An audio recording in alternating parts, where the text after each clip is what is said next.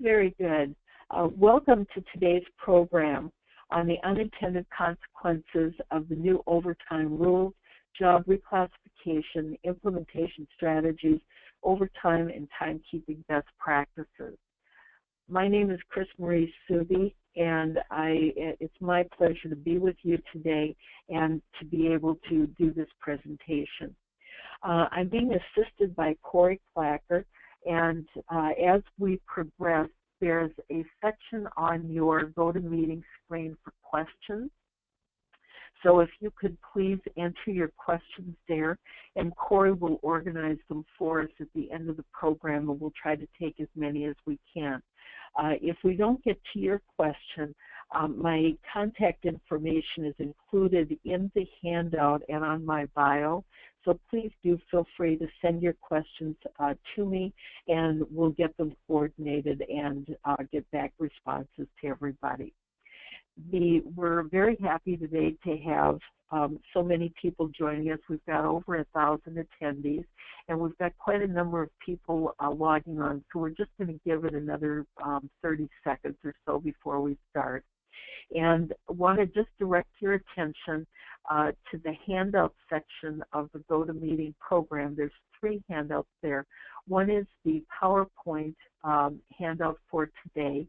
One is my bio, and one is the objectives for today's program.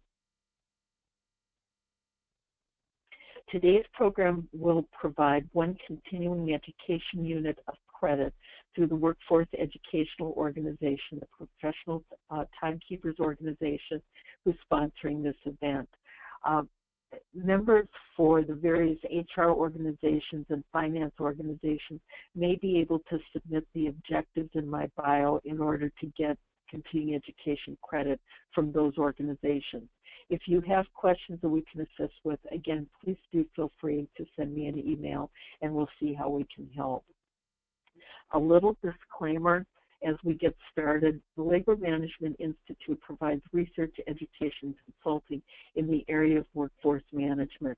The information provided in this presentation is not legal or tax advice. It's provided to assist in your understanding to prepare for the unintended consequences of the new overtime rules, focusing on the job reclassification, time and attendance strategies, overtime, and best practices. They should not be construed as tax or legal advice. So such information is by nature subject to revision and may not be the most current information available.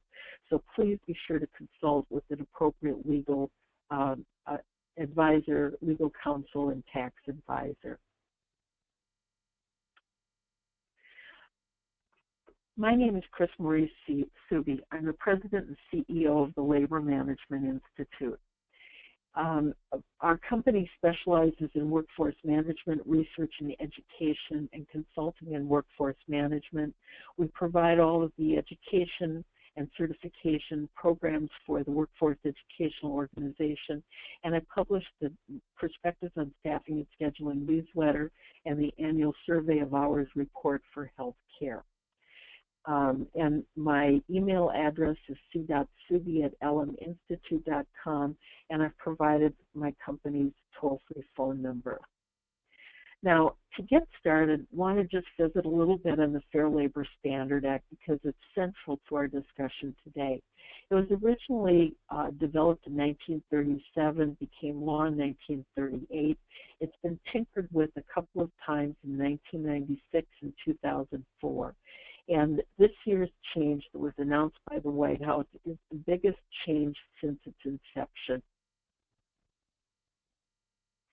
The new rule is expected to extend overtime protections to between 4 and 5 million more Americans than it has before, and it's expected to boost wages for workers by some $12 billion. The Department of Labor has a variety of fact sheets and support information, so please do feel free to go out to www.dol.gov/ESA/WHD, but at least if you get to the dol.gov website, you can take it from there and be able to access their information.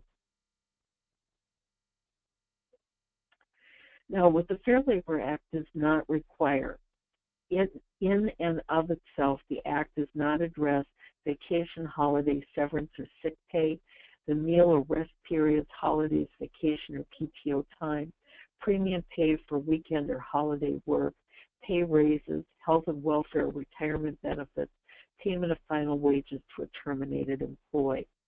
What it does require is record keeping, child labor standards, minimum wage protection, overtime protection. It requires the payment of minimum wages for all hours worked and overtime at least time and a half for the employee's blended rates of hours worked over 40 in the week.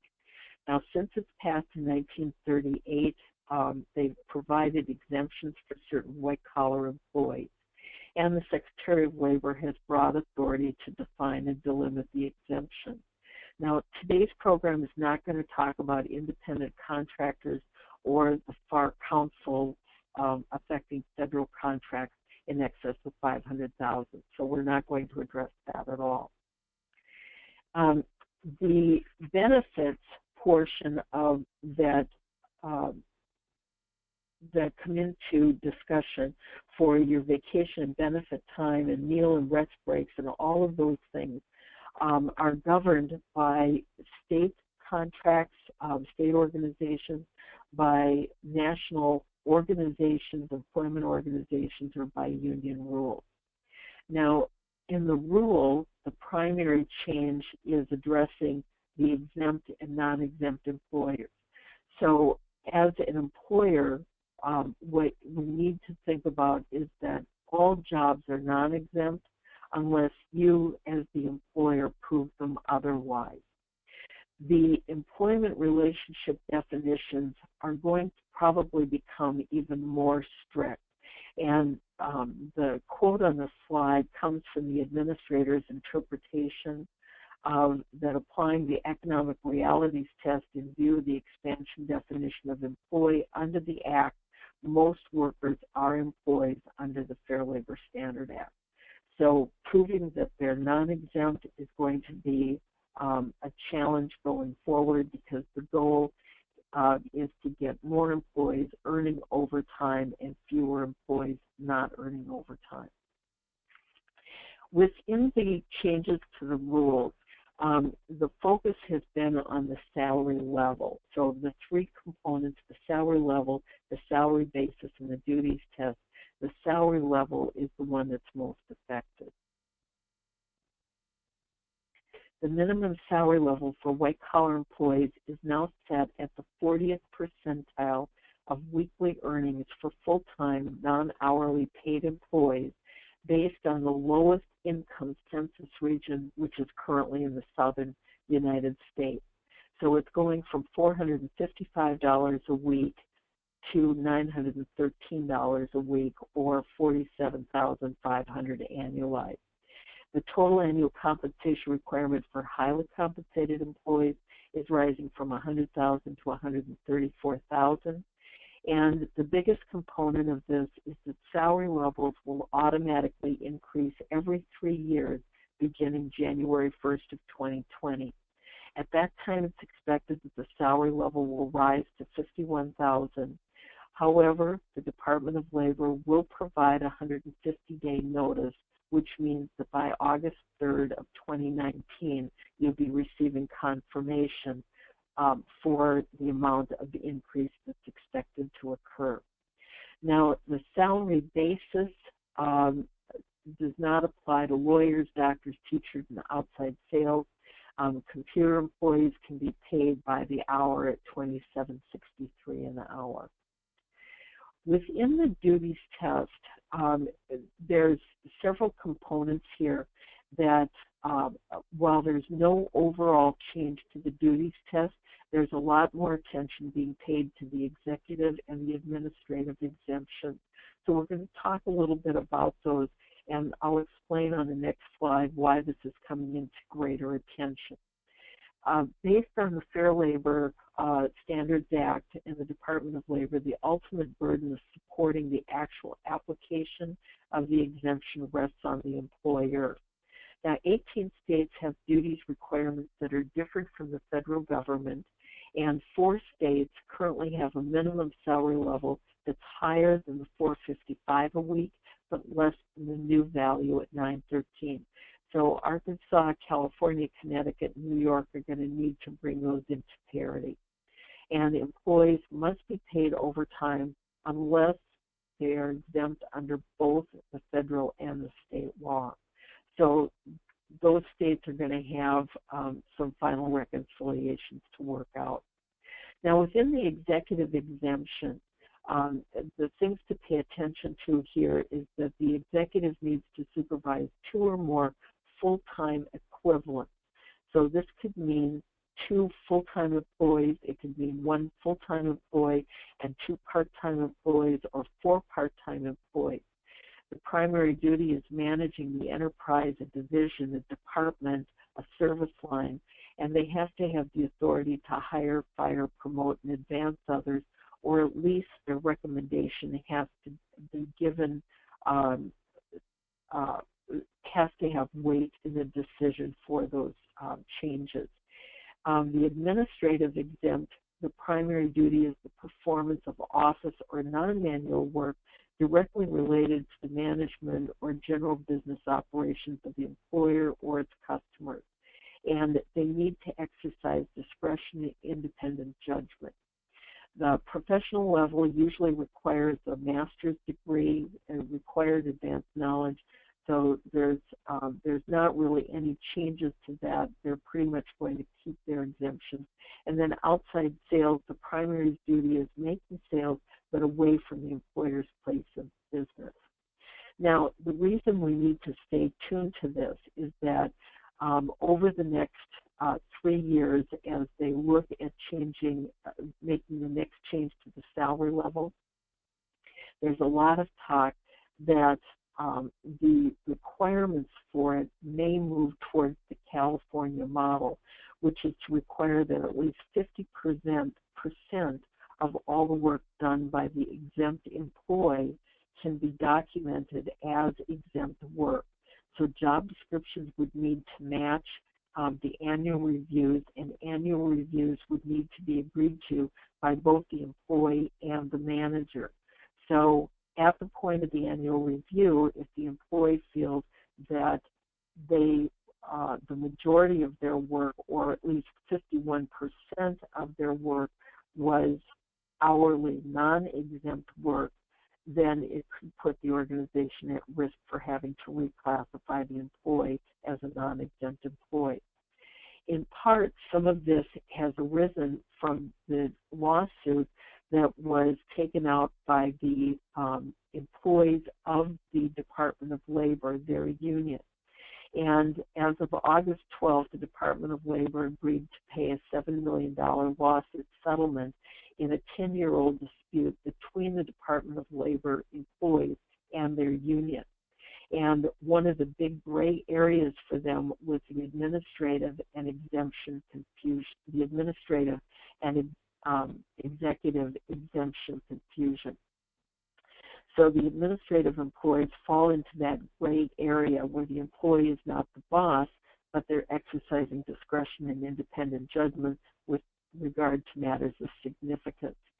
So the Department of Labor lost their case based on workers who simply apply rules and standards, don't qualify for the exemption, off-the-clock work, such as missed meals, travel time, hours returning phone calls, emails, and text messages. The reimbursement was too complex to get, so they just simply didn't submit their time. And it was felt that that was unfair treatment. And if the exempt employee meets the test for exemption by supervising 2 or more employees, but one is on FMLA for a significant period of time, for example, 6 months, then the supervisor no longer meets that qualification for supervising 2 or more full-time equivalents. So it's really important to pay attention to this. We're going to see more changes to this. And if you're using the administrative exemption for the classification of your employee as an exempt employee, really be sensitive to what the job description is and versus what is the real world action. So that's we're going to see more action around that over here in the coming future. So now, with that in mind, is everybody ready to go, or do you feel the need to panic? There's some implementation strategies to consider. First off, you want to be sure to analyze your labor costs.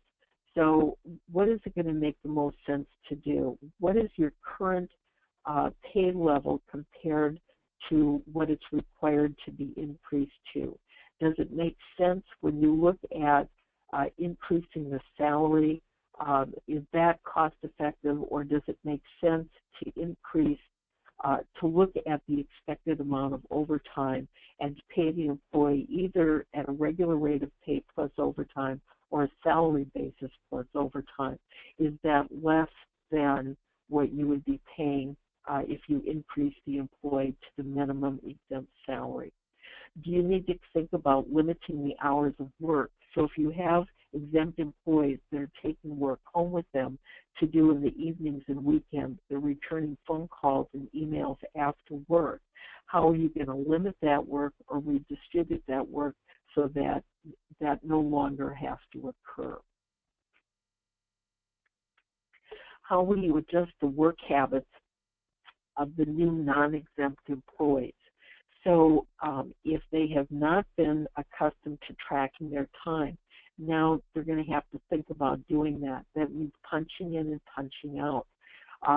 There's a certain level of recognition that goes along to the employee who's been an exempt employee that did not have to punch in and out, and how do they handle that emotionally and psychologically when they've now been reclassified and they now need to track their time.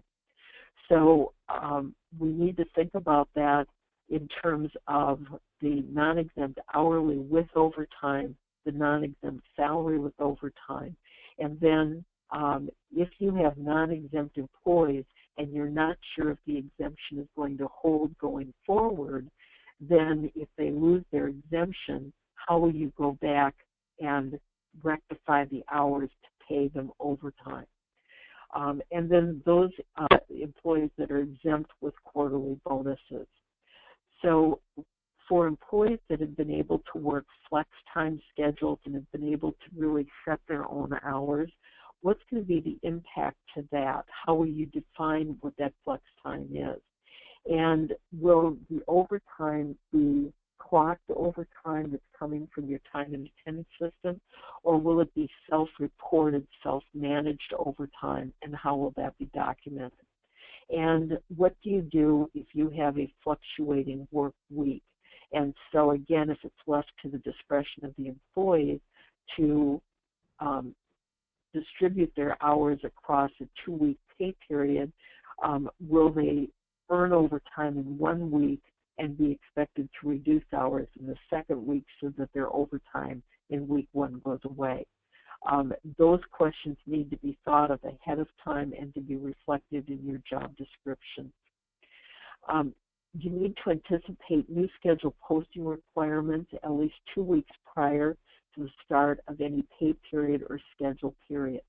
So for the new law that goes into effect December 1st, generally the pay week is going to start probably November 27th or 28th. Prior to that, will you pay them as exempt up to November 30th and then non-exempt as of December 1st, or will you back it up and start it for the entire pay period? And in some industries, such as healthcare, it has to be a 30-day notification in advance of changing pay or their exempt, non-exempt status. So again, work with your human resource department to be really clear on what rules are changing and how they have to change. You want to take a look and review your health and welfare policy. Will it affect your exemptions or your contributions to those policies? Will it affect, will you need to think about grandfathering some employees into policies or past practices, and you want to make sure that there's documentation in your HR policy that addresses this. Whenever we work with clients to assess their workforce management practices, one of the biggest things we find is conflicts between practices and policies. So you want to make sure that your policies are clear, that your time and attendance practices manage and reflect and complement what those policies are. And when you find conflicts, you need to address them. And if you have multiple jurisdictions to address, you want to make sure that you've given yourself time to deal with that on a state-by-state basis. And then will it affect your accrual and your leave management policies for LOA and FEMLA time? Now, in your part-time workers, want to take a look at those also to look at and eliminate any unplanned status changes. So this is a good time to update your position control, your hiring plans in order to right-size those positions. And you want to maintain options for flexibility. Every organization needs some component of full-time and part-time employees. What we often find, though, from a workforce management standpoint, is that whenever the full-time percentage of employees is less than 50% and the number of part-time employees is greater than 50%, it wreaks havoc in your employee schedules and it increases your cost of operation. So you really want to pay attention to that. What we often find for your per diem casual employees who might be hired at 0 hours per week or per pay period, and then they're picking up extra hours as needed, almost always these jobs are second and third jobs for the employees. So take a look at what does it cost you to hire that employee, to keep them active in your organization systems, and to keep their competencies and skills so that they can be called on to work. And then finally, think about automating your compliance reporting. So the Affordable Care Act reporting is still in place and requires that employees that are working an average of 30 hours per week be offered insurance benefits. So nothing has changed on that. Update your compliance reporting for your benefit usage. And try to minimize your administrative costs, and certainly be alert to how you can minimize any penalties and the risk for penalties. Now, when we think about compliance, what is the step-by-step process? First off, you want to identify the employees who need to be reclassified. So even if the salary level is not an issue, you may have employees who no longer meet the duties requirement for their exemptions. And it may be rare, but if you find that employees have been misclassified, then that needs to be dealt with. So you want to be sure to consult legal counsel and talk with HR about how best to address the misclassification. How long has it been going on? How many employees are affected, and how will this be rectified going forward? You want to make sure that you're developing new compensation plans for the reclassified employees, and again, reviewing those wage hour policies and processes. Take a look at your timekeeping policies and processes and training. And so for the employees who have previously been editing time cards versus approving time cards and payroll, is there any change that needs to occur in those responsibilities, and will there need to be training that's done for it? And how are you going to communicate those changes to all the employees, not just the ones that are affected? The grapevine works in powerful ways, and everybody wants to know what's going on. And especially if you have a circumstance where you have two employees that are doing the same job, but one gets a change in pay, an increase in pay, and one does not, then how is that interpreted by the employees for its symbolic meaning for either why wasn't I paid correctly before, or did I get a demotion because somebody else got a pay raise? So those are things that you really need to be sensitive to and to work through with your HR department. And then be sure to train your reclassified employees as well as their managers. So we need to make this transparent and open so that it reduces anxiety. You want to take a look at the jobs that need to be reviewed. So generally look at those jobs that are below $60,000 a year in annual salary. And then the jobs in the lowest 2 or 3 pay grades within that.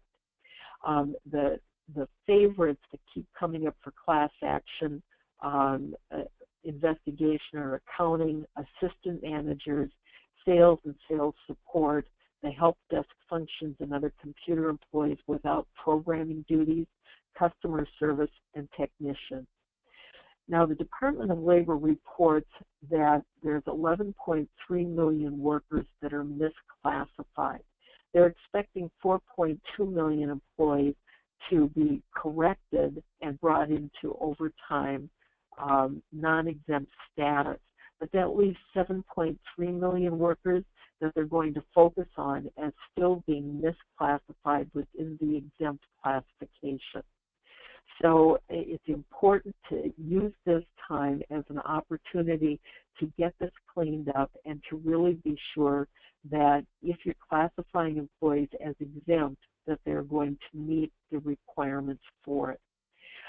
Employers that misclassify employees as exempt will be required to pay back the overtime. They'll also have fines and damages. And you want to think about in remedying this misclassification is the amount of overtime worked and then paid back. How is that going to play out to the employee, to the other employees, and to the organization as a whole? So again, be sure to consult, get legal counsel, and work with HR on any misclassification. Now, bonuses and commissions are included in that $913 a week salary. So non-discretionary bonuses, incentive payments, and commissions can be applied up to 10% of the minimum salary requirement. Now, bonuses are only discretionary if they're not announced to the employees in advance, and the amount of the payment is not determined by any type of formula. It's not related to company performance or employee performance or hours worked. It's purely a discretionary bonus. Now, bonuses need to be paid quarterly, and none of the other benefits count towards the minimum salary level.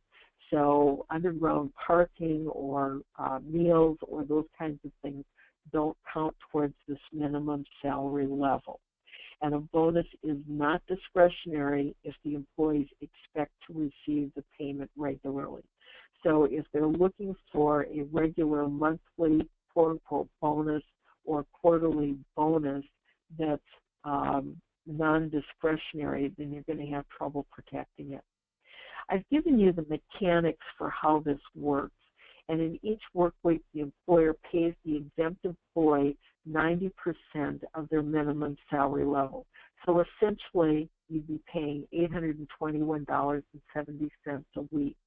At the end of the quarter, the salary plus all the bonuses and commissions together, when added up, must equal for the quarter the $11,869. And we got that number by taking the annualized figure of $47,476 and dividing it by 4. If there's any shortfall, then the employer has to make that up in the first pay period of the next quarter. Now, the employer can designate the quarter to be any 13 consecutive week period, but that's the mechanics of it. And the consequences of a mistake means that the employee could lose their exemption, in which case the employer would then owe the employee overtime. And this is where it comes back to your time and attendance policies.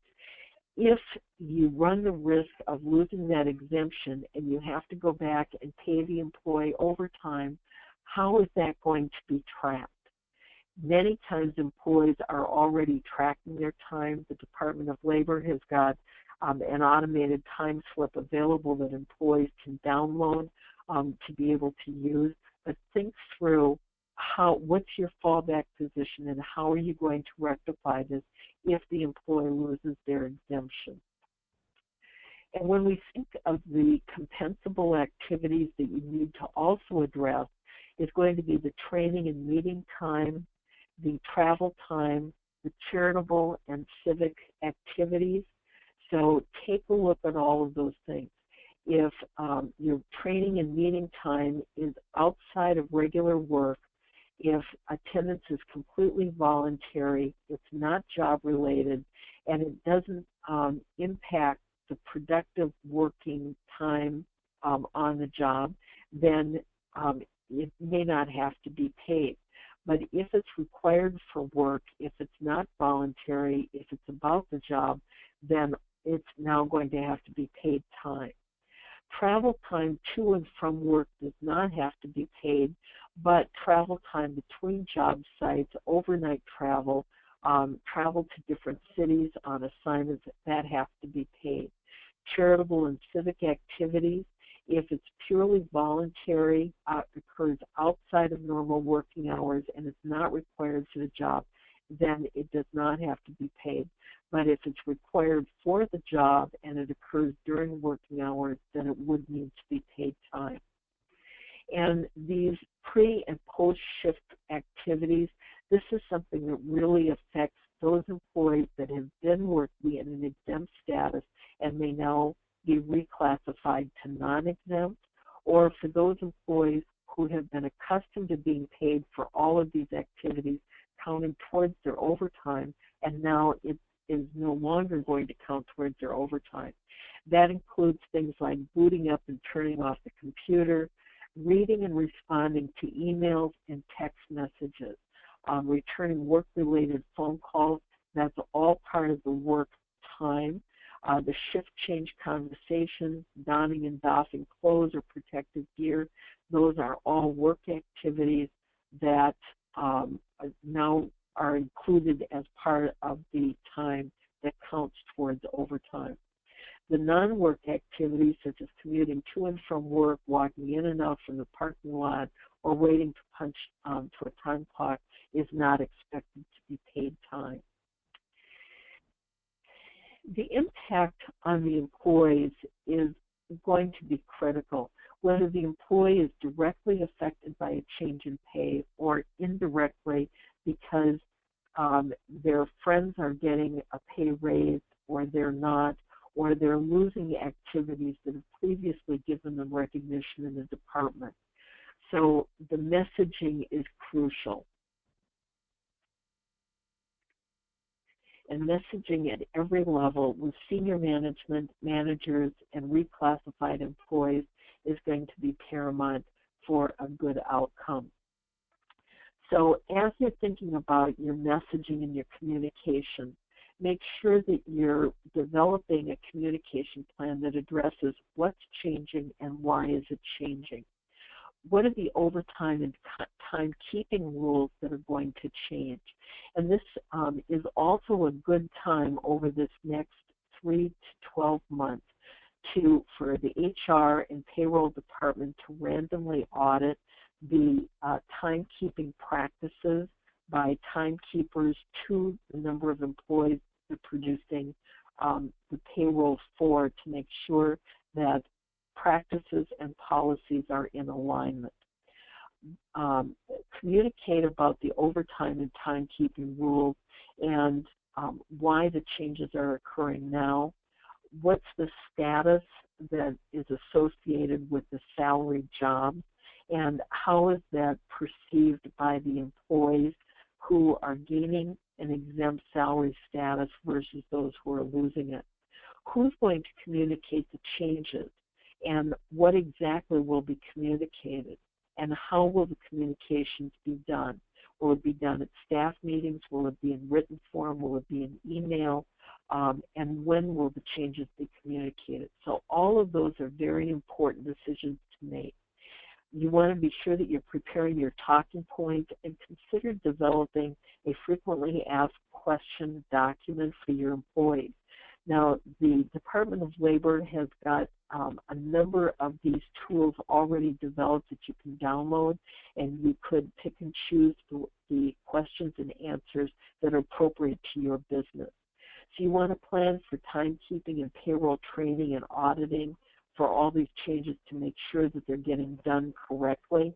And then once you're sure that the timekeepers, the editors, approvers are making these changes correctly, then do a random audit so that across a 2-year basis, every department is having an audit, but you don't need to do it every year. And again, it's just looking at what are the rules, how did the payroll come out, and did everybody get treated as they should be within the rules. Employee notices. Now, some states require advance notices to the employees 2 weeks in advance. Some require longer time spans. In Missouri, for example, it's 30 days. And then healthcare also requires 30 days. So take a look at the kinds of documents that you want to develop and what you want to be able to distribute to all of the employees as well as those that are reclassified. Definitely the new overtime rule is going to increase costs. Generally, it's expected that the average overtime is going to be about 3.2 hours per week, about 154 hours per year, at an average cost of $22.80 an hour.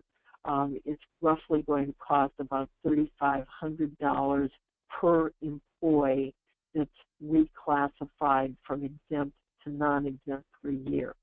So in an organization that has 250 newly eligible employees that are now going to be getting overtime that previously did not get overtime, the added cost is about $875,000. Now, there's also some unintended consequences for the employee benefits. You want to take a look at your time off policies. Will it impact your accruals, your workplace flexibility? How are you going to communicate those changes to employees and reinforce that the overtime law doesn't negate their importance to the company? If you do have retirement plans, how will that affect company contribution and retirement savings plans? Generally, contributions will increase as you raise salaries or incur additional overtime costs. So take a look and consider that.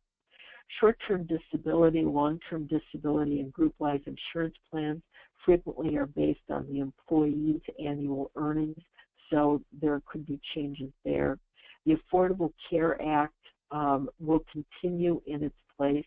However, higher pay may reduce the government-provided health care subsidies that employees may currently be receiving to qualify for the policy that they're getting. And then tracking your employee time. So you want to, again, take a look at how you're recording the hours of service for employees that have not previously been punching in and out for their time, and they now have to start clocking their time. It becomes very easy to forget because they're not used to it. However, it doesn't set a good example. And in any sort of an audit, fair labor expects to pay the employee from punch in to punch out. So if employees are not punching, then what is your policy for manufacturing those punches and having the employees verify their time? So in most organizations, we find that there are discipline policies to address this, but in many organizations, we find that the policies are not being followed, and that always puts the organization at risk for violations and fines and penalties. So be sure that this is a good time to enforce the policies for documenting attendance. And many organizations require that employees must verify their time every pay period before the time is submitted. However, what we often find for organizations that are having trouble is that policy is not being followed and employees are not verifying their time. Think about the employee engagement and morale issues. Very often when employees feel as though they've lost status and prestige, it causes them to want to leave the organization. So it's very important that the HR professionals and senior leadership really be available and open for discussions about this reclassification and encourage them that they are continued to be valued and appreciated employees. And some employees are not going to have a change in duties, but only a change in recording of their hours and the method of payment. But that still needs to be addressed with them.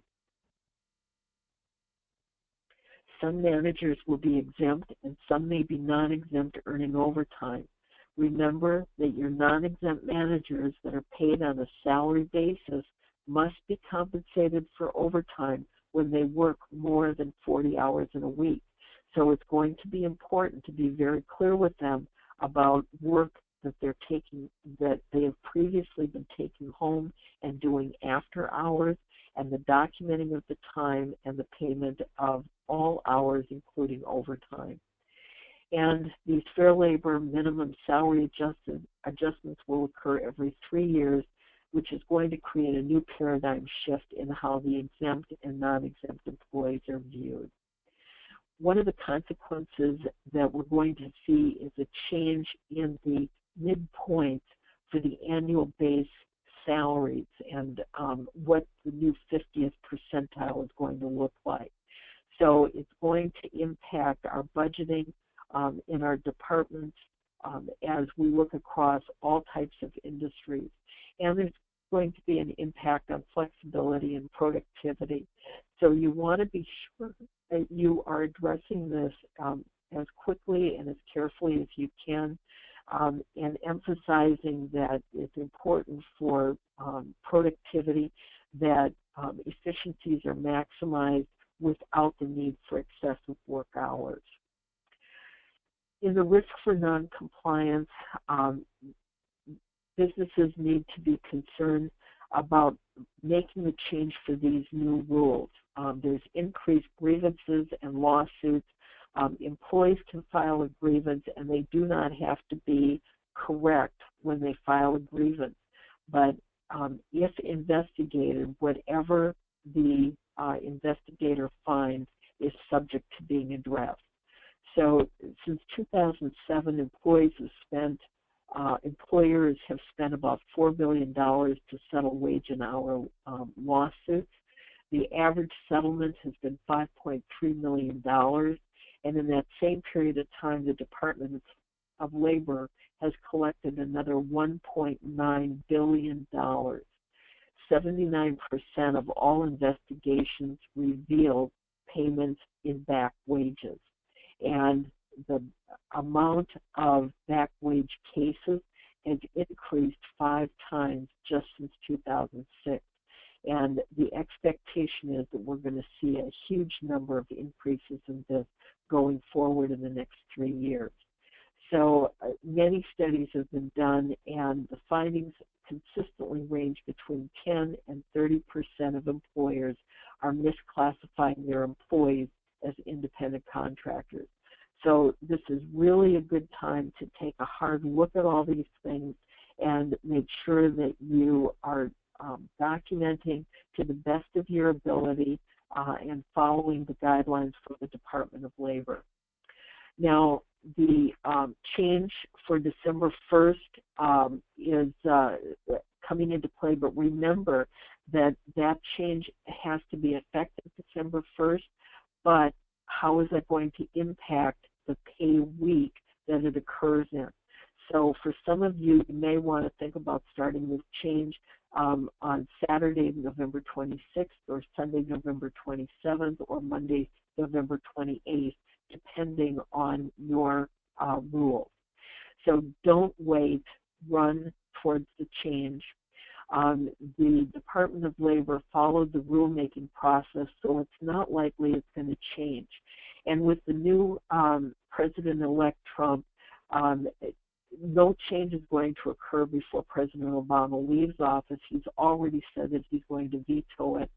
There's new changes that cases that are before the Supreme Court or are before the appeals court now.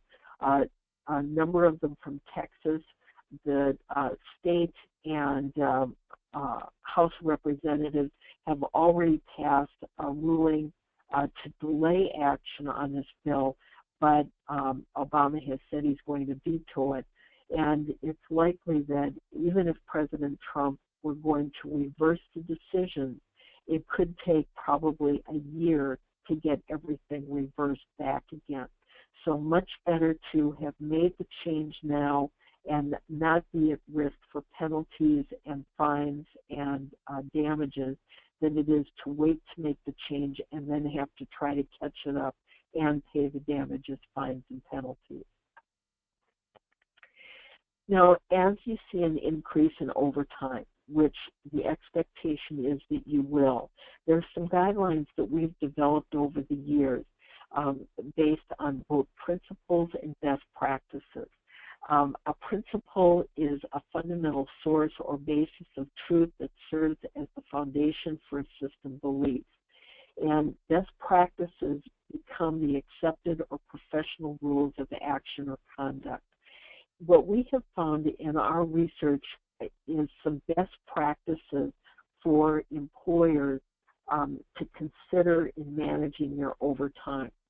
One is to be sure to define the department budget and address the overtime hours as a percent of total worked hours. Now, some finance folks like to measure the percent of overtime as a percent of total paid hours, but it's most important where you really see the impact against the employee, the fatigue, the performance, the turnover, the FMLA time, the on-the-job injuries, is when you measure it as a percentage of total worked hours. And what we have found is that when the threshold crosses the 5% mark, when overtime is greater than 5%, then you will start to see an increase in adverse outcomes. The employee becomes more fatigued, and particularly when overtime is greater than 8%, you'll see more on-the-job injuries, higher work compensation claims, more FMLA, more LOA. You'll see higher job dissatisfaction and higher turnover. You want to identify a pattern for the use of resources that's developed from the workload demand data. So where is the work occurring? What's the busiest time of day? What's the busiest shift of the day? Is it busier on weekdays versus weekends? And you want to make sure that you're scheduling your resources to where the work is occurring. You want to be sure that you've defined and standardized the terms and formulas. And the reason we say that is who are the direct workers working with the customers, working with the clients, working on the deliveries, working with the patients? Who are the direct caregivers? Because generally there's more overtime associated to the demands of getting the work done than there is to the indirect support. And the indirect support workers is everybody else who keeps the employees working with the clients, the customers, the patients. So generally that's going to be your managers, your clerical support, and those other positions. If you have education, orientation time, meeting time, that's not part of your non-productive benefit time, then it's going to be considered part of your worked productive time. And education, meeting, and orientation time is generally time spent improving the quality of the work, so it's considered indirect work. So when you see that the overtime is coming from the employees who are providing direct service, it's generally in relationship to the direct amount of work. When it's coming from the indirect support, it generally is an association to education and meeting and orientation time. So we can give you some important information about that. You want to clearly identify pay incentives, pay premium, bonuses, on-call, and callback time. So be sure that you understand the significance of those and how you're using them and why you're using them. You want to monitor overtime for both regular and end-of-shift or incidental occurrences and look for use and abuse patterns. We oftentimes, when we audit schedules and time cards, we find practices where employees will have more tardy occurrences in week 1 and more overtime in week 2, so they go home with the same amount of dollars in their checks, but not the same amount of hours worked. So take a look for those patterns. You want to be sure that schedules are published with at least 85% of all of the shifts covered from the core employees in the unit. And if you've got enough employees hired that you're not meeting those 85% minimum shifts, then take a look to see if everybody is working what they are hired to. Very often we find that employees might be hired for full-time work, but they will underschedule themselves and they'll only work 72 out of 80 hours or 60 out of 72 hours, but they're getting benefits for their full-time work. And you want to make sure that the managers are publishing schedules with no more than 5% of the shifts not met, with holes in the schedule. So if I say that I need 10 employees on the day shift today and I publish the schedule with 9 employees, I have 1 hole in the schedule. If you count up all the shifts that you need in order to publish a good schedule, then you should be able to produce 95% of all those shifts from the hired employee. And if you've got more holes than that, you need to take a look at the scheduling practices because something's wrong there. You want to monitor the on-call and callback for use and abuse patterns, and very often it will produce unnecessary overtime. And you want to monitor for fixed target thresholds, and these are all based on total worked hours. What we often find is that overtime will go up when managers approve more than 10% of the total worked hours for planned vacation or PTO time. If the unplanned absences, the call-ins, are greater than 5% of total worked hours. If the LOA and FLSA time is greater than 10% of total worked hours. And when you see numbers that are exceeding 10%, it needs to be like an amber light going to a red light. The higher that LOA FLSA time is, the more overtime it will produce, the more it will wear the employees out, the more frustrated they become, and the higher your turnover is. If vacancy is greater than 10%, it's going to drive up your overtime. And I always recommend to HR departments that they really pay attention to vacancy that's 20% or greater. That really needs a stop-the-shop focus on what's going on there. Most organizations do not need on-call time, but when you do have on-call time, it shouldn't be needed any more than 3% of total worked hours. And if it's being used more than that, there's generally something wrong with the scheduling practices. And if you have on-call time and you bring people back on callback, that should be less than 10% of that. We find that when the overtime is greater than 5% and these thresholds are elevated, you're going to see it affect customer satisfaction, employee satisfaction, LOA and FLSA absences, employee turnover, on-the-job injuries, and worker compensation claims. For timekeeping best practices, you want to be operationally clear and know the organization's policies. Develop those rules and time incentives rules that can be audited annually. Develop training programs based on those rules. Make sure that you're reviewing the punches to the scheduled shifts. Make sure that managers and timekeepers, editors are never entering punches without the written request of the employees. And you want to make sure that employees are verifying their time. Managers and timekeepers that are verifying the time when they really don't know what the employee is doing is putting themselves at risk for payroll fraud. Good planning eliminates the need for unnecessary overtime, and it's consistent with financial stewardship. You want to audit schedules at the time of both posting and publishing and share those results with the employees. Very often the things that employees are upset about have more to do with the trades and exchanges that they make than it does to than what the manager has done to them. And be sure to document and apply discipline where necessary. So we want to run towards compliance to be ready for the December 1st deadline. Be sure to communicate, revise your policies, get legal counsel if you discover misclassified employees, and implement the guidelines and overtime and timekeeping best practices that can help you adhere to your budgets. So we hope that you've enjoyed today's program, and I'm now going to turn it over to Corey to field the questions for us. Hi, everyone.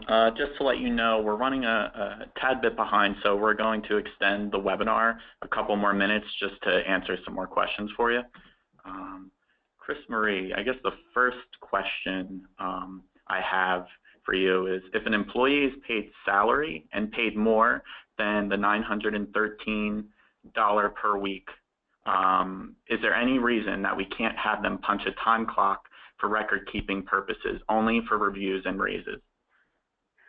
No. What you can't do, you can go ahead and require them to punch for record-keeping purposes. The only thing is, with a salaried exempt employee, is that you can't pay them to their punches, or you can't reduce their weekly pay. So it's fine to be able to document the time just so that you're consistently paying them the $913 or higher wage per week. Thank you. Second question, where can we get a list of the 18 states that have duties requirements that are different from federal? At www.dol.gov. Thank you. Another question was, what defines a highly compensated job? Fortunately for us, the Department of Labor has detailed that in a fact sheet, and they're called WHB fact sheets, and you can get that from the Department of Labor at www.dol.gov. Thank you. Another question. We have employees who have a base salary but also get paid billable hours for hours worked with clients, making their gross well over the $913 a week combined. Is this okay? It sounds like it to me, because it would be meeting that exemption. I would check for sure either under the sales employees or the highly compensated employees, depending on where their salary is falling. Okay. Next question. Will tips apply? An assistant manager working at a restaurant receives a regular payment but is also paid tips for the time he works bartending or filling in as a server. That's a challenging question. Tip compliance came under IRS reporting back in the 90s, and it counts towards their wages, but in terms of counting towards the, it counts towards bartenders generally, barbacks, the wait staff generally are all classified as hourly non-exempt employees. So tips would be counting towards their wages. The one thing you do have to check, though, and that's a state situation, is that in some states and some industries, because tips are paid in cash versus on reportable credit card statements, the organization may be expected to make, and there's also some customers that don't leave a tip. So they have worked out some very complex formulas for an equal share of employer contribution and employee no tip value, so that there's now a certain expectation of annual tips by job code in some of the industries, particularly the gaming casino industry. Thanks, Chris Murray. Next question. If an employee meets the salary requirements for exemption, do they also have to pass the duties test as well? The duties test needs to be taken into consideration because that's where the Department of Labor lost its own case. So there's going to be much more attention paid to this, particularly if you're using the administrative component of the duties test to qualify. So be real sensitive to it and pay attention to it. Thank you. Next question. Are we mandated to provide this information to staff if our company is not really affected by the change? You probably want to make just a global statement that says that you've undertaken a review and that based on the new Department of Labor changes that your pay practices meet all of their expectations and no changes are expected. Just a blanket statement might be a good way to let the employees know that you paid attention and that they're in good standing and you're in good standing. It just helps to allay questions if the employees think that you're not paying attention to it. Next question. We have employees who are part-time salaried. What are the rules for that? You'd have to look at the overall rules. If you increase their hours from part-time to full-time, would they meet the expectation both at the salary and the duties level? And if not, then you may be at risk of losing the classification for them. So you have to take both into account. Thank you. Next question. People in a ministry role are in fact exempt, correct? Because they are ministering to people? That's my understanding. Okay. It's considered more of the professional exemption. Got it. One more question. My workplace is a 503c nonprofit. Do these changes affect us as well? There's very little change to it, with the exception of the hourly non-exempt employees that work for the 501c3s and 3Cs and so on. Fortunately, the Department of Labor has got some guidelines published, fact sheets for the nonprofits specifically. So I would go out to www.dol.gov and print off the fact sheets for those and take a look at them. See if there's any others. Let's see, one's a little longer.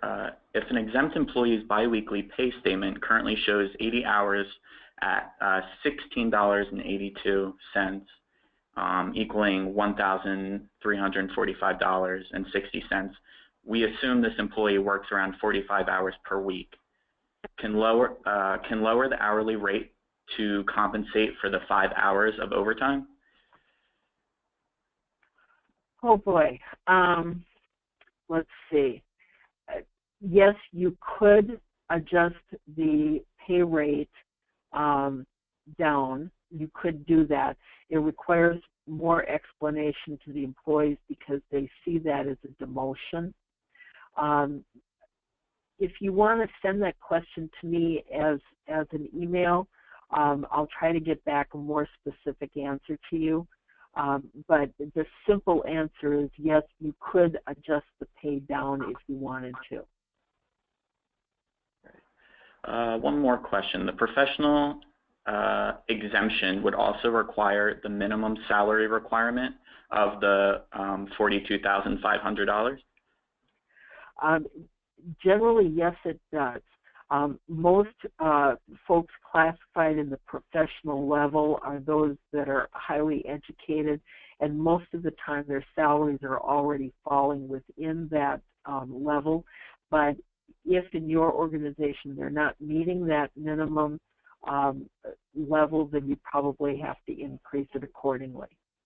Thank you. And then one last question. If we find an employee was misclassified in the past, do we have to address the unpaid back wages that occurred prior to December 1st? Yes. Yes, okay. Unfortunately you do. And that's where you really want to be sure to get legal counsel and that will require a special conversation so that the employee knows that in the solution you've come up with that you've brought to them equity and fairness, and it can be addressed in the best possible way. Okay. I think that is all the time we have for questions, Chris Marie. So. Excellent. Very good. Well, thank you so much. It has been great fun to be with everybody today. And again, if you have questions on being able to get continuing education credit, please let us know. Thank you, Corey, for all your assistance today. And we look forward to future contact with you. So please do feel free to let us know if you have any other questions. Thanks, and have a great Thanksgiving holiday, folks. Bye.